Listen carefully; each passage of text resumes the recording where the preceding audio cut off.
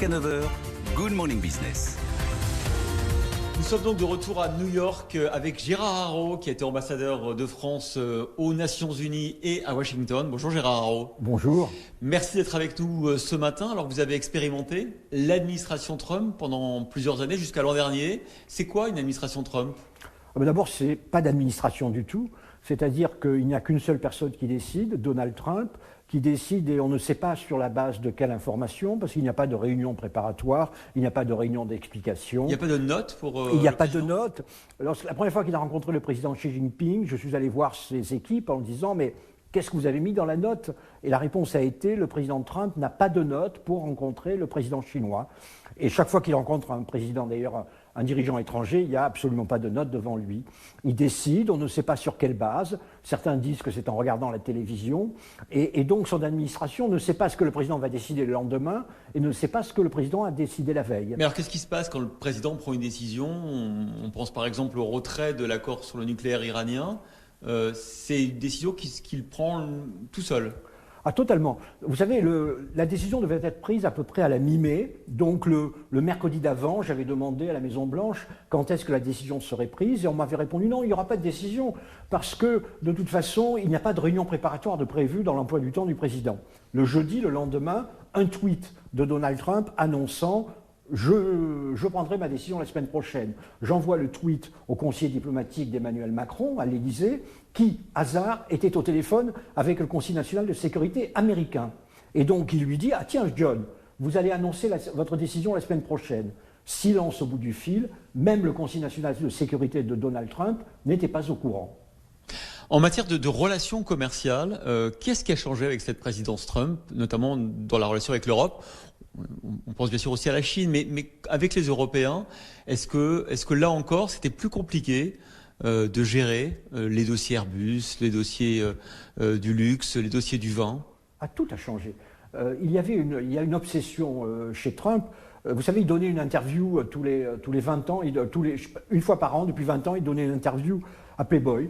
Donc, consultez votre collection et vous verrez qu'il a une obsession, c'est le protectionniste. Il est profondément protectionniste, il est convaincu que le monde entier vole les États-Unis. Donc il est arrivé et ses premières décisions ont été des décisions protectionnistes. Il a renégocié de manière plus restrictive l'accord de libre-échange avec le Mexique et avec le Canada et il a commencé une guerre commerciale avec la Chine.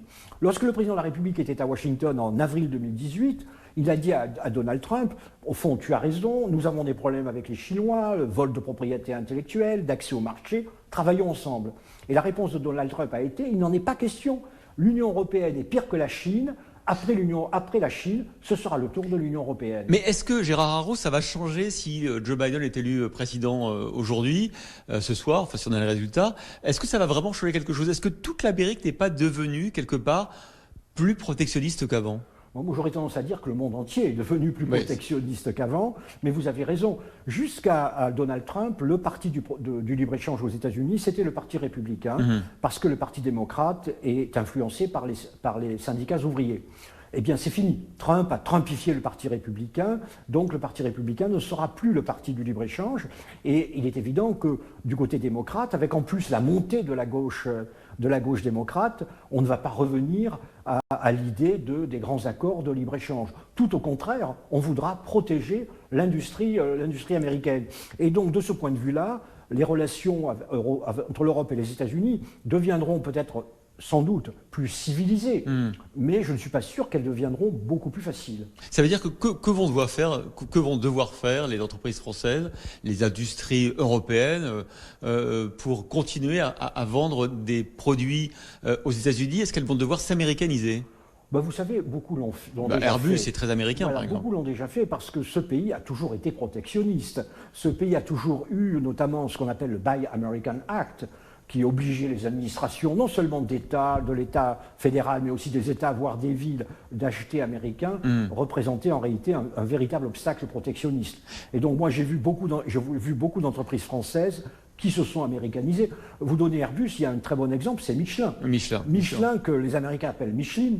Les Américains ne savent même pas que c'est français. Et Michelin, par exemple, fournit les pneus à l'armée de terre américaine, ce qui prouve qu'elle est considérée comme américaine. On sait qu'il n'y a eu finalement pas de vote de ce stimulus supplémentaire avant l'élection. Après, est-ce que la relance budgétaire Trump ne sera pas la même que la relance budgétaire Biden? Alors là, c'est aussi je dirais, des vaches sacrées républicaines que Trump a sacrifiées sans vraiment hésiter. Il y a eu donc, comme je l'ai dit, le libre-échange, mais il y a aussi l'austérité budgétaire. Ouais. Trump n'a rien à faire de l'austérité budgétaire, et en pleine période de croissance, il a quand même fait passer le déficit budgétaire de 4% du PNB à 5,5% du PNB. Donc, il n'en a absolument plus rien à faire. Et alors, comme vous le savez, il y a ce qu'on appelle aussi aux États-Unis la nouvelle théorie monétaire, qui dit que finalement, la dette, ça n'a pas beaucoup d'importance. C'est ce que tout le monde se dit en ce moment, vous Voilà, savez. tout le monde se dit ça. Donc la dette, ça n'a pas beaucoup d'importance. Trump n'y a jamais attaché d'importance, et ce n'est pas du côté des démocrates qu'on va y attacher de l'importance. Donc je crois que vous avez raison. La relance budgétaire sera...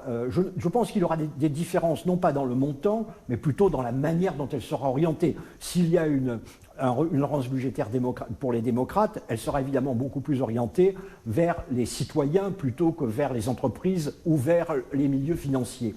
Et en particulier, il y a un secteur où ce sera d'une grande importance, et en particulier à New York, c'est le soutien aux municipalités et aux États qui sont évidemment en difficulté financière. La ville de New York est quasiment en faillite aujourd'hui. Donc, mais vous pensez bien qu'une administration républicaine ne va pas aider la ville de New York.